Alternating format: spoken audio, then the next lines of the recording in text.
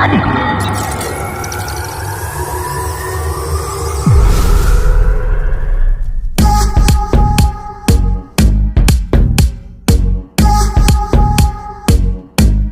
आपुले सार्थ करा रे, राष्ट्रभक्ती निस्वार्थ करा रे, एकजुटीने कार्य करा या देशाचे. यासाठी बना अनसाथ करा रे, मातृभूमी ही आज पुकारे. जागृत होऊन कंकण बांधू दिवस रात्र झटण्याचे. मातेच्या पायाशी हे अर्पण प्राणाचे, फेडूया ऋण आम्हा हा जगी महाराज की जय. तू हे ब्रिदहाती असे तू सिंधू नव हिंदुस्तान.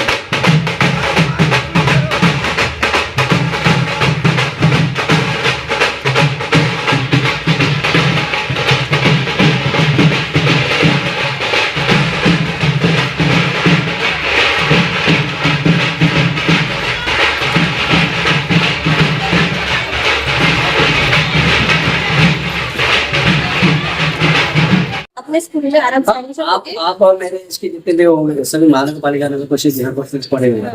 और उनकी एजुकेशन सिस्टम को देखते हुए जो हम आज बात कर रहे हैं, मुझे नहीं लगता कि आज के सीबीएस पैटर्न का जो सिलेबस है या फिर जो पैसों का लूट मची है, वो शिक्षा हमारे समय की शिक्षा के साथ ज्यादा पर. तो जनरली ये जो स्कूल है तो अगर बच्चे का और आप लड़ाई मस्ती की लड़ रहे हैं, तो ये शिक्षा के लिए महानगर नगर परिषद में जाते हैं सबसे पहले आप क्या करेंगे?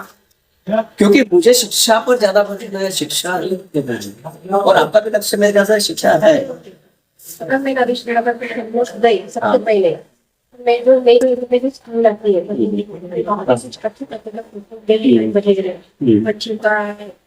है, बच्चों की वो जो बाहर का परिसर है नहीं है कि पहले सबसे पहले तो वो अच्छा करना पड़ेगा. क्योंकि तो वो क्लास रूम बच्चों के स्कूल यूनिफॉर्म और सबसे पहले रूल एंड रेगुलेशन सबसे पहले बनाना पड़ेगा वहाँ पे. शीतल जी एक आखिरी सवाल समीर देशमुख सर आपके अभी नेता है राष्ट्रपति कांग्रेस से, राष्ट्रपति कांग्रेस से तो खासा है. समीर देशमुख साहब भविष्य आमदार है. इनको जिताने के लिए आप अपने प्रभाग से क्या उम्मीद तो पूरी है. जैसे अब एक जान लगा दूंगी, उससे प्रयत्न करूंगी कि कैसा है. ऐसे समीर देशमुख जैसे लोग अगर सामने जाएंगे तो देखा जाए कि आप भी आगे जाएंगे और आपका समाज भी आगे जाएगा, प्लस समाज के लोग तरक्की करेंगे. और इस प्रभाग के जो उम्मीदवार है शीतल अमित मुंडे, उनका जो मानस है शिक्षा, स्वास्थ्य और गरीबी उन्मूलन और एजुकेशन अच्छी कैसे लाया जाए और जिला परिषद नगर परिषद स्कूल फिर से कैसे डेवलप हो और गरीबों को सस्ती शिक्षा व्यवस्था कैसे मिले, इसके बारे में उन्होंने अपना मानस व्यक्त किया है, जो काफी सराहनीय है. और भविष्य में जीतकर आने के बाद वो डेफिनेटली इस ओर कदम बढ़ाएगी और गरीबों के लिए काम करेगी. ऐसे हमारी अभिलाषा है. शीतल जी आप आए बढ़िया लगा और निश्चित है आप प्रयत्न करिए. दोस्तों नमस्कार, स्वागत है आपका अखिल भारतीय राजीव गांधी विचार विकास मंच के इस प्लेटफॉर्म पर. और आप देख रहे हैं Rajiv Gandhi social media channel. और आज हम आए अमरावती से डायरेक्ट वर्धा, महात्मा गांधी के पावन भूमि जहाँ उनके बहुत सारे फायदे वर्धावासियों ने दिए हैं. और साथ में आज हमारे पास में शिक्षा सम्राट, युवा धड़कन और वर्धा का भविष्य जिसमें मैं देखता हूँ या फिर हमारे चैनल के माध्यम से देखता हूँ, वो हमारे समीर जी देशमुख हमारे साथ में है, तो आपका स्वागत है समीर जी। समीर जी, जब भी वर्धा का नाम सुनते हैं, एक पीसफुल शांति स्तर के रूप में उसे पूरे भारत में जाना। महात्मा गांधी की कर्मभूमि और उन्होंने जो संदेश दिया, जो शांति का, हिंसा का जो मार्ग दिखाया, एक्चुअल में शांति कुटी और गांधी कुटी में पहली बार गया था। हाँ, बापू कुटी में वहां जाने के बाद पता चला कि विचारधारा भारत देश में जो पनपी है, वो विचारधारा जो अहिंसा की है, सत्य की है, उस विचारधारा को आप आज के परिप्रेक्ष्य में कैसे देखते? जैसे बीजेपी, आरएसएस विचारधारा चल रही है, उसके अगेंस्ट में महात्मा गांधी की विचारधारा कितना प्रभावशाली पैदा करता है, उसके बारे में आपसे जानना चाहिए। काफी ज्यादा प्रभावशाली और आज के दौर में तो काफी ज्यादा है। महात्मा गांधी जी ने सेवाग्राम पे आके बताया। हाँ, यानी आज की जो पीढ़ी है, इस तरह से हम लोग देख रहे हैं कि बहुत अलग वातावरण देखा हो गया।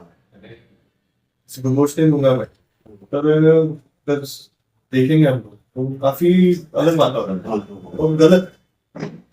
जैसे महात्मा गांधी जी ने बोला था कि हम लोगों ने सब, यानी भारत देश में जितने भी जाति धर्म के लोग हैं, सबको इकट्ठा रख के देश चलना चाहिए और हर व्यक्ति ने दूसरे का आदर रखना चाहिए, जाति धर्म का आदर रखना चाहिए।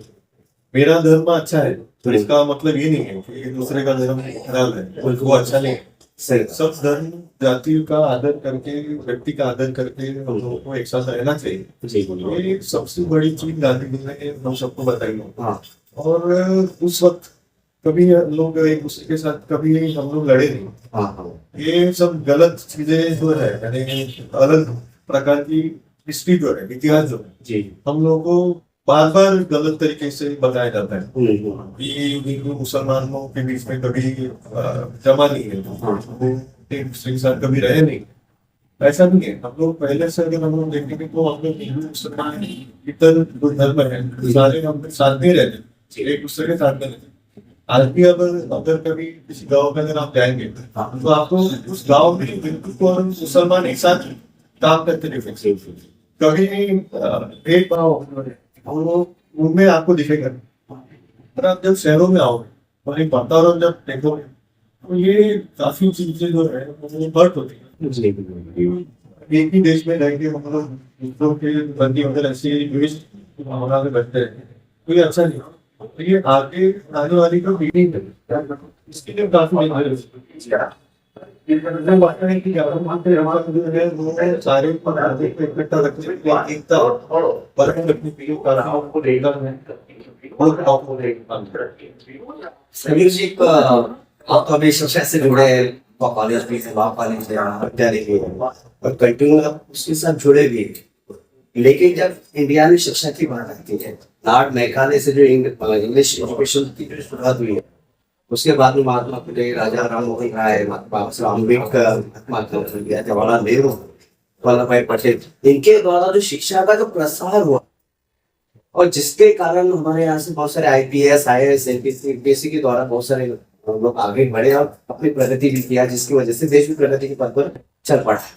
लेकिन अभी आपने 2-4 दिन पहले आसाम के मुख्यमंत्री है हेमंत बिस्वा जी, और उन्होंने कहा था कि पढ़ेंगे लिखेंगे तो बम बनाएंगे। वो इस बारे में आप क्या सोचते?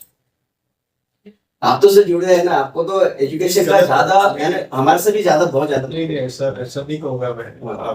आप इससे बड़े भी हैं तो मैं ऐसा बिल्कुल बोल रहा हूँ। कैसे एक्चुअली कि एजुकेशन जो है वो बहुत जरूरी है। हम लोगों को अगर आगे बढ़ना है, अच्छा काम करना है तो एजुकेशन की जरूरत है। पर एजुकेशन अच्छा भी है, बुरा भी है। अब किस बात का एजुकेशन हम लोग लेते हैं वो उस पर डिपेंड करता है।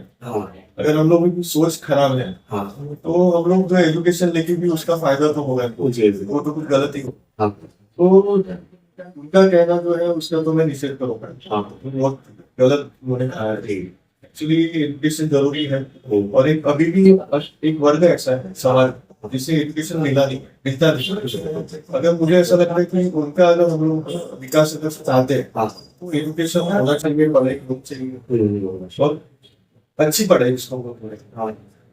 अरे खुद पढ़ने के बाद में वो अपने पैरों पे अगर खड़ा रहता है तो अपना घर चलाएगा, अपना समाज आगे लेके जाएगा, तो ये काफी जरूरी है। और एजुकेशन के बारे में ऐसा कुछ गलत प्रचार प्रसार अगर इस युग में अगर हो रहा है हाँ, तो ये तो करेंगे। यानी प्रश्न समझ ये खड़ा यही होता है कि मुख्यमंत्री रनिंग मुख्यमंत्री है बीजेपी का सरकार है पूरे देश में, वो बीजेपी के मुख्यमंत्री है, आसाम जैसे प्रदेश से है जहाँ आदिवासी लोगों को ढोलता है, जहाँ शिक्षा की बहुत आवश्यकता है, तो वहाँ का भी सेम ऐसा होता है, थोड़ा दुख होता है। और आपने बहुत बढ़िया तरीके से डिफाइन किया है शिक्षा के बारे में।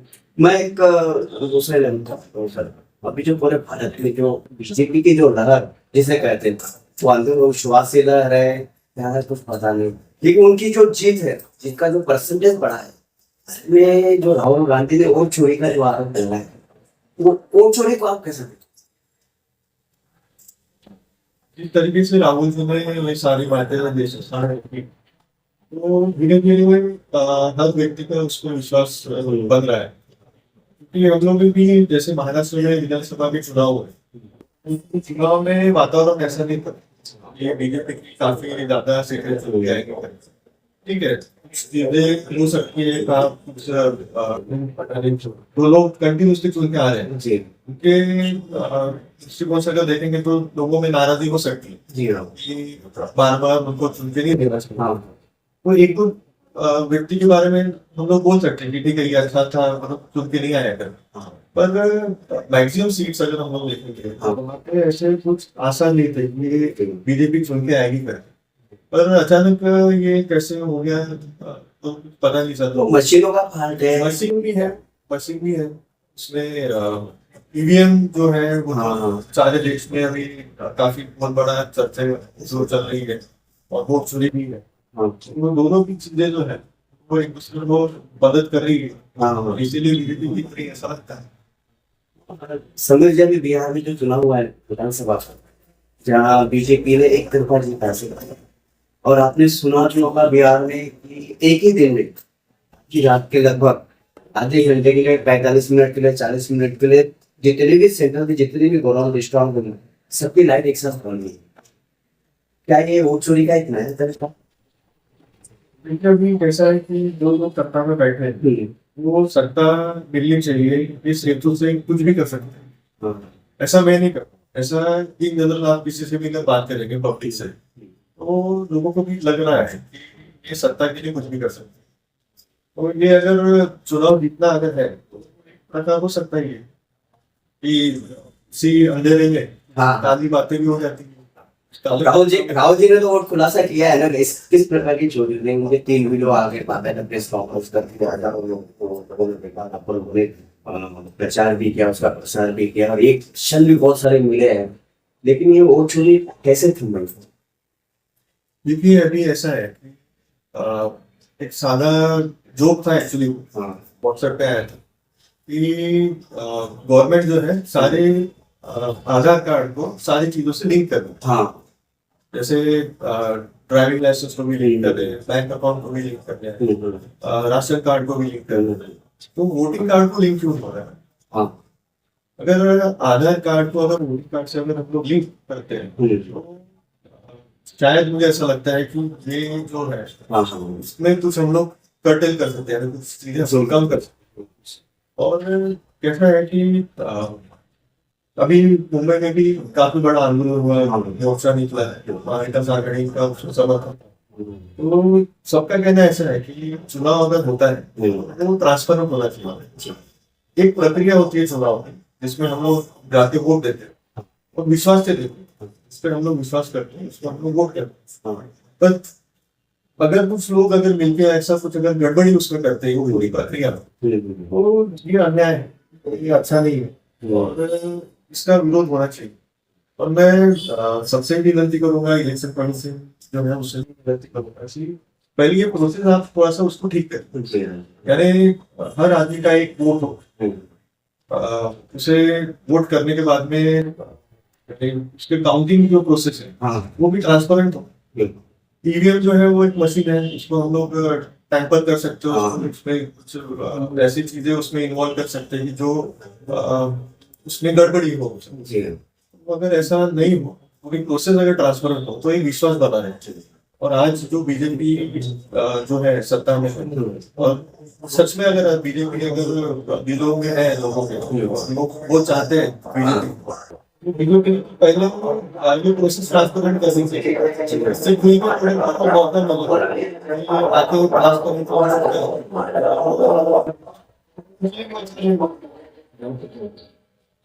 समीर जी, आप तो राष्ट्रवादी कांग्रेस पवार साहब से जुड़े हुए हैं। और महाराष्ट्र ने पूरे देश में पवार नीति बहुत फेमस। आज की कंडीशन में पवार नीति कहाँ पे है लोग, आप कैसे मतलब आप क्या पवार से फेल हुए, उनकी नीति फेल हुए, या कुछ और है इसकी? ऐसा कुछ नहीं है। एक्चुअली संपूर्ण देश में पवार साहब के गवर्नर काफी महत्वपूर्ण है। सारे देश में सबको मालूम है कि पवार साहब एक अच्छा नेता है। इसलिए आप देश में अपने सारे स्टेट वगैरह आप देखेंगे तो पवार साहब को चाहना बहुत लोग चाहते हैं। हाँ हाँ काफी नेता उनको मानते हैं। नरेंद्र मोदी ने भी कुछ बोला है। मोदी ने बहुत से लोग हैं जो पवार साहब को मानते हैं और पवार साहब के आदर्शों पे चलना चाहते हैं। अभी कैसा है एक्चुअली ये चुनाव जो प्रोसेस है, ये सारी प्रोसेस अभी आपके थोड़ा पहले कहा था कि ये है वो वोट छोड़ रहा है, ये सारी जो चीजें इन्वॉल्व हो गई है और इसके कारण कह सकते हैं धोखा हो रहा है जनता के साथ में, हमारे साथ।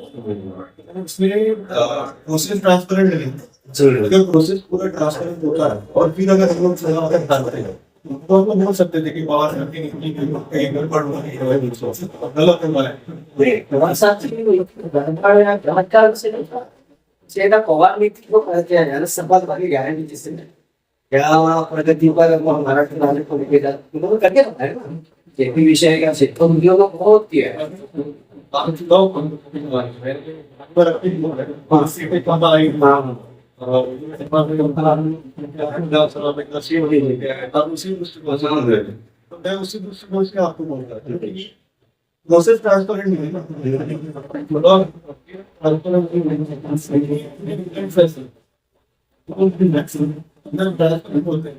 तो मैं यानी आपके प्रश्न का उत्तर भी ज्यादा दे पाता है। अभी पवार साहब की एज में हो चुकी है लगभग 85 के लगभग, हम लोग को भी पीछे छोड़ देते हैं, नहीं पीछे छोड़ देते हैं, लेकिन के आगे कम पड़ जाते हैं तेज अगर देखें। नहीं हमारी सोच तो ऐसी है, पवार साहब जीते जी महाराष्ट्र को कम से कम बीजेपी मुक्त करके जाए, तो मुझे लगता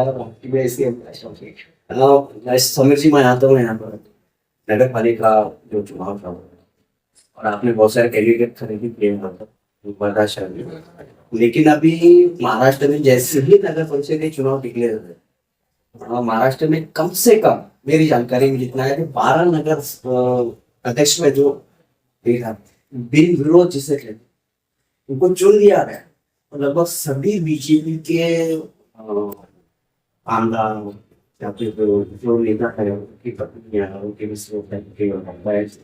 इन लोगों को चुन, ये कहाँ तक सही है? कैसा है कि पॉलिटिकल कंडीशन वहाँ की कैसी है उस पर ज्यादा मालूम नहीं है, उस पर ज्यादा टिप्पणी करने का कभी अलग अलग हो गए कोई कारण भी नहीं। अभी जामनेर में जैसे गिरीश महाजन के केसेस को भी निवट करता हूँ, हमारे छलदरा नगर परिषद के लिए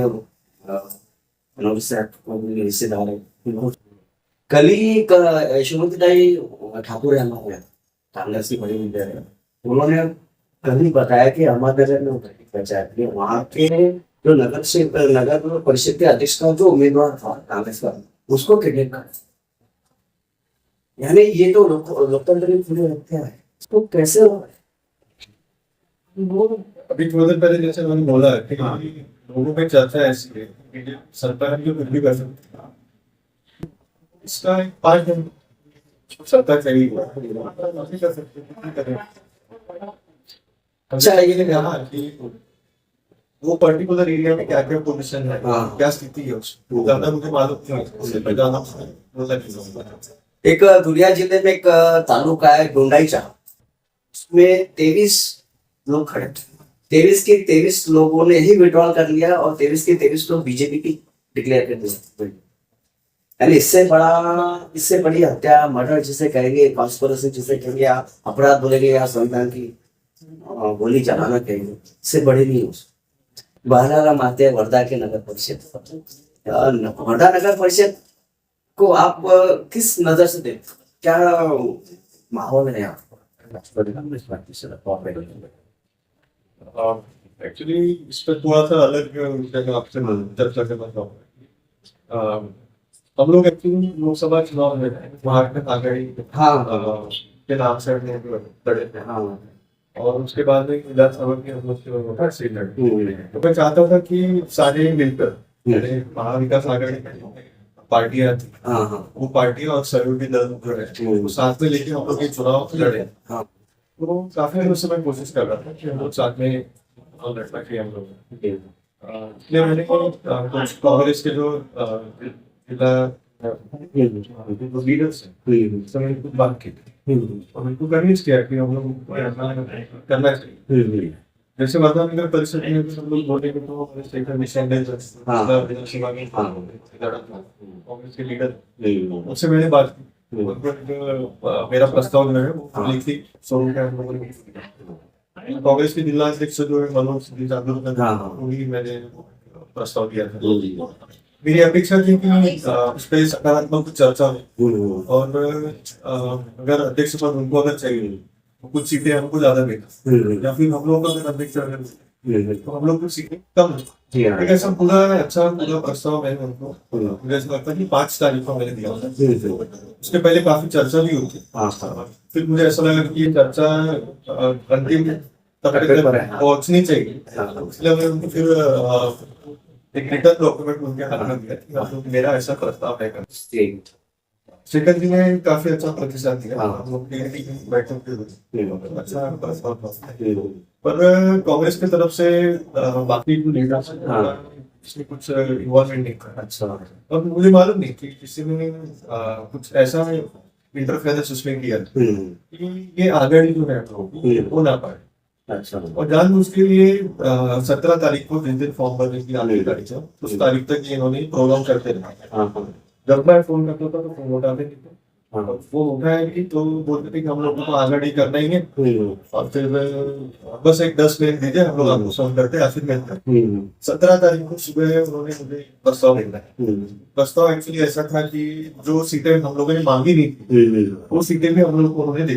अच्छा, जैसे अभी ये प्रभाग जिसमें हम लोग बैठ रहे हैं, हम लोग सोच रहे थे इस प्रभाग में 2 सीटें हम लोगों को चाहिए। डिस्कशन अगर होता है और बोलते थे कि अगर कुछ अपेक्षा होती है एक सीट हमको तो एक सीट आप क्या किया इन्होंने कि जो प्रस्ताव में मैंने एक सीट मांगी वहां पे हम लोगों को 2 सीट दी। अच्छा, और ऐसा उन्होंने बोला 17 तारीख इस कंडीशन पे आगाड़ी होगी। कंडीशन क्या है इस कंडीशन पे आगाड़ी होगी, आप बोल रहे हो पर हमको तो अभी मालूम नहीं है, इसलिए फिर वो उन्होंने डॉक्यूमेंट मुझे भेजा। अच्छा, उसमें मैंने देखा कि 5 जगह पे ऐसा है। अच्छा, जो जगह हम लोगों ने मांगी नहीं थी वो जगह वो उन्होंने हमको छोड़ दी। अब इस कंडीशन पे अगर आगाड़ी होती तो हम लोगों को 18 सीट मिलती थी। 18 में से 5 तो उम्मीदवार हम लोग के पास में थे ही नहीं, यानी हम लोग थे ही नहीं, हम लोग उस तैयार ही नहीं थे कि उनको वहाँ पे हमको लड़ना है। तो हम लोग डायरेक्ट फिर 13 सीट पे आ जाते। और दूसरे दिन 18 तारीख को सारे न्यूज़पेपर में ये चर्चा होती थी, लोगों में चर्चा होती कि राष्ट्रवादी को कार्यकर्ता भी नहीं मिला, उम्मीदवार नहीं मिला, ऐसा छुपा एजेंडा था। कैसे हम लोग को राष्ट्रवादी कांग्रेस को हम लोग को कमजोर करेंगे या फिर हम लोग को और मुसीबत में लाए। और ये सारे जो प्रभाग है उसका भी डिस्ट्रीब्यूशन जो था वो भी प्रॉपरली नहीं हुआ था, इसलिए फिर हम लोगों ने फिर क्या हुआ बहुत डिस्टर्बेंसेस हुए, क्योंकि मैं कंटिन्यूसली कोशिश कर रहा था कि आगाड़ी वही सी, पर एन वक्त पे इन्होंने ऐसा प्रस्ताव देने के बाद फिर हम लोगों ने निर्णय लिया कि हम लोग अभी पूरा जो चुनाव है 40 सीटों पे हम लोग लड़ेंगे। फिर हम लोगों ने जितने उम्मीदवार हम लोग को टाइम पे मिल सके, क्योंकि कंटिन्यूसली उनके आ रहे थे कांग्रेस की तरफ से कि ऐसा मत करो, हाँ और वो सब डिस्टर्ब हो गया।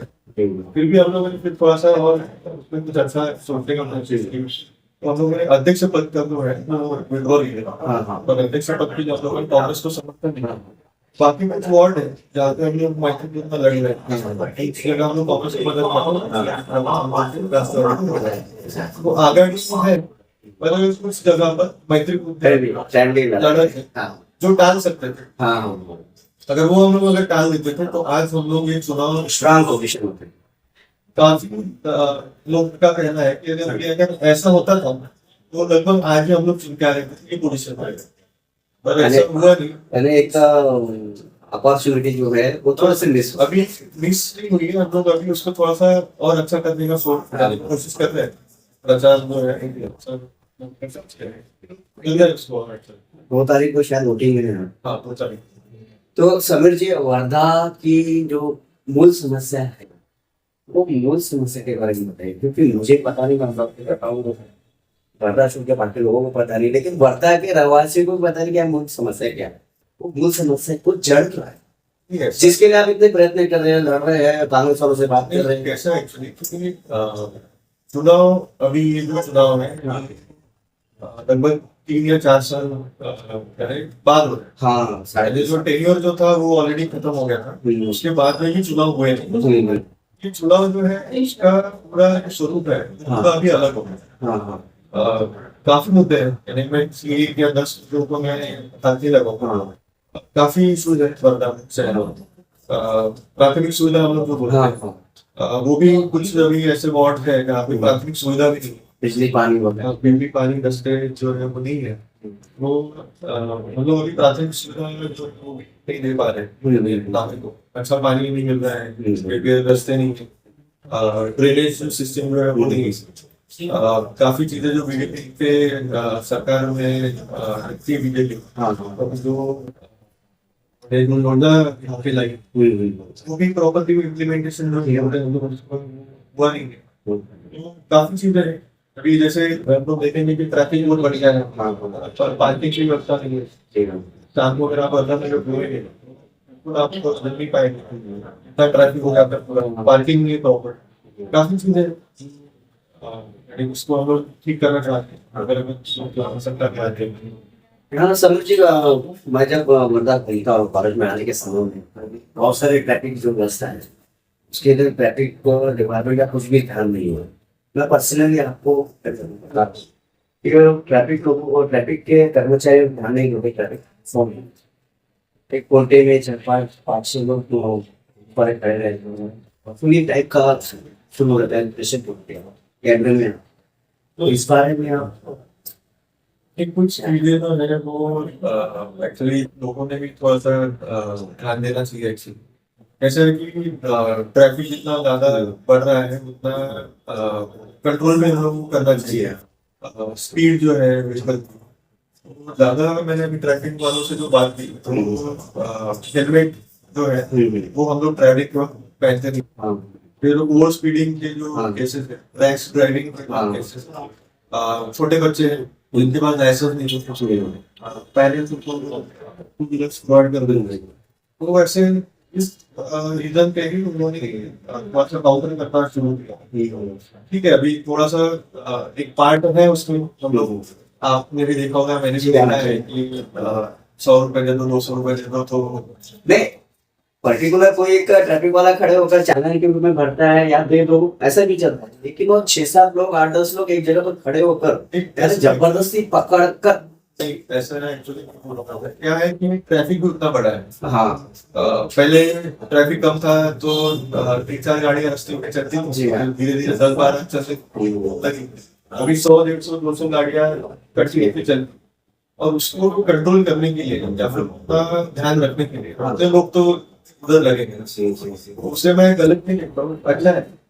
और समीर जी का और दृश्य दिखता है हमें, इस रोड पर भी जाओ अतिक्रमण के रूप में कुछ बिजनेस वाले हैं, धंधे वाले, व्यापारी वाले हैं, यहाँ पर जो जिनकी दुकानें स्थापित दुकानें अपनी दुकान में सामान ना रखते हुए रोड पर भी रखे हुए सामान है और फुटपाथ भी पूरा कब्जा कर लिया। तो ये अतिक्रमण के बारे में आप क्या सोचते हैं, कैसा अतिक्रमण हटना चाहिए? क्योंकि अतिक्रमण हटाने गए तो बहुत सारे लोगों के बिजनेस भी खराब हो जाते हैं, जो डेली वेजेस पर है या जो सुबह से लेकर शाम तक काम करते हैं, उनका तो बस मालिका से पॉलिसी डिसीजन है, ये किसी एक व्यक्ति की या फिर होगा नहीं। इसलिए सेंट्रल लेवल पे गवर्नमेंट ने भी कुछ उस पर प्रोविजंस करने चाहिए, क्योंकि कैसा है कि ट्रैफिक पे अगर हम लोग देखेंगे ना वो काफी ज्यादा बढ़ गया है। तो ये अतिक्रमण का बोल रहे हैं वो भी उसमें वो ट्रैफिक में एडिशन हो रहा है।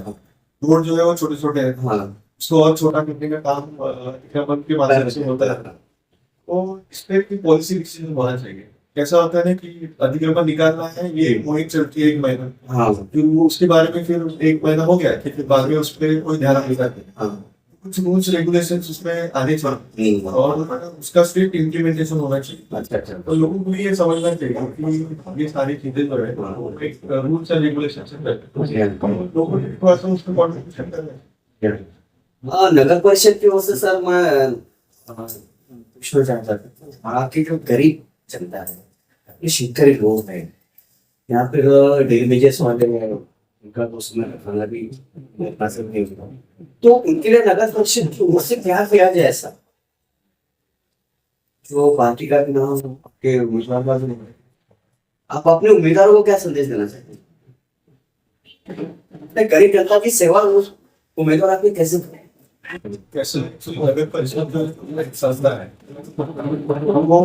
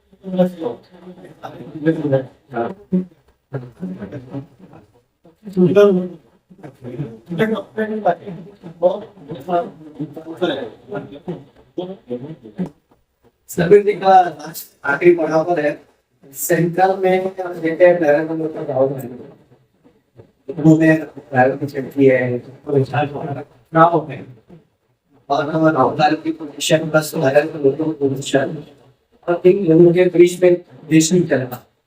आपको लग रहा है कि इससे नहीं है कभी बोल ये करना है वो काम भी करना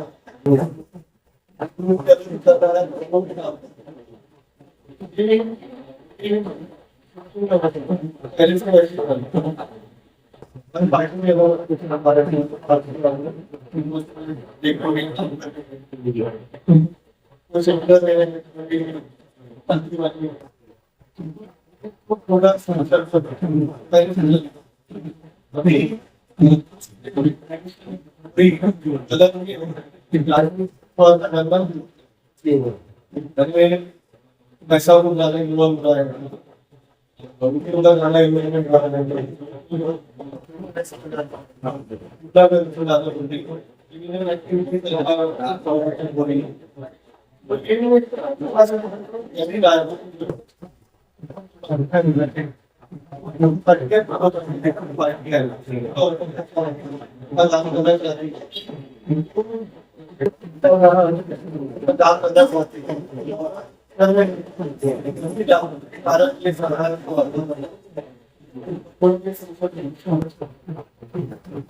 समय आखिरी सवाल बता कि तुम भी विधायक विधायक आजाद कर तैयारी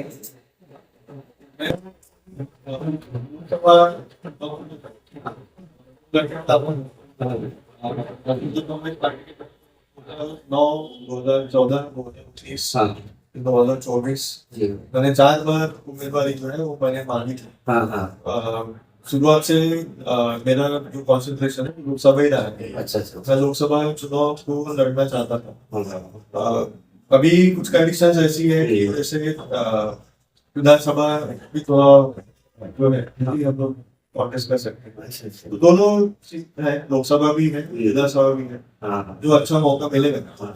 नहीं, वर्धा जिले ने देश को बहुत अच्छे नेतृत्व दिए। प्रभा राव जी सेंट्रल में रह चुके हैं, या वसंत साठी जी गृह मंत्री रह चुके। तो मैं चाहता हूँ कि हमारे कॉलेज के सर्वे सर्वा समीर जी देशमुख सेंट्रल में जाए। एक नाम मैं और ऐड करूंगा, मेरे दादा जी जो भी एमएलए और राज्यसभा में राजा रह चुके हैं। मुझे लगता है कि वर्धा में एक अच्छे व्यक्ति हैं राज्यसभा के तो भी इंटरनेशनल लेवल पे काफी अच्छे करते हैं। अच्छा है, वर्धा के लोग आगे बढ़ रहे हैं। मुझे जाना ही चाहिए। वर्धा जो जिला है महात्मा गांधी कर्मभूमि के रूप में प्रधानमंत्री पद यहाँ पर मिला है। प्रभा राव जी ने बहुत सारे पद प्राप्त किए और सेवा भी की है। अभी हमारे अमर काड़े जी भी उनके संसद है। हम चाहते हैं वर्धा के नाम आगे बढ़े और एक युवा नेतृत्व आना चाहिए कि अभी देश का नेतृत्व एक युवा के हाथ में राहुल गांधी, खाली सत्ता सर मोदी के हाथ में, लेकिन नेतृत्व राहुल गांधी वो भी युवा है और भी युवा है और युवा का साथ ही देना चाहिए ऐसा मुझे लगता है। और प्रभाग जो आपका है टीम कैंडिडेट है या जो आपने पुरुष अभी वो पूरा खड़े हुए वो जीत की अभी से अग्रिम बढ़ाई और हम लोगों के लिए उम्मीदवार हम लोगों ने दिए हैं। हाँ सारे उम्मीदवार देने से पहले हम लोगों ने के बारे में सारी इंफॉर्मेशन दी। ये सारे जो उम्मीदवार हैं वो सामाजिक दृष्टिकोण से काम कर रहे हैं। अच्छा जनता में उतर के उनकी कड़ी मदद करने अलग अलग योजनाएं वहाँ भी इम्प्लीमेंटेशन और इस दृष्टिकोण से आज ही नहीं काफी सालों से लोग काम कर रहे हैं, अच्छा काम कर रहे हैं। उन पर हम लोगों ने चुन के मदद की। मैं अपेक्षा करता हूँ कि लोग उन पर विश्वास करने में करेंगे और एक अच्छा नगर पालिका का स्ट्रक्चर हम लोग बनाएंगे। नहीं, भविष्य में इसका तो बेनिफिट मिलेगा। एक युवा नेतृत्व तो साथ में रहेगा। उम्मीदवार के आपने वैसे ही चुने हैं और उनका बाकायदा देखे वो भी आगे बढ़ेगी और वर्धा का नाम करेंगे। थे हमारे समीर जी देशमुख यशवंतराव कॉलेज के सर्वे सर्वा अध्यक्ष, महाविद्यालय और शिक्षा के क्षेत्र में जिनका बहुत बड़ा योगदान वर्धा शहर को मिला है और हमारे चैनल की ओर से आपको शुभेच्छा है कि आप तो बहुत जल्द नेतृत्व सेंट्रल लेवल पर करेंगे और हमारे राहुल गांधी जी को आगे बढ़े। पवार साहब तुम्हारे साथ नमस्कार।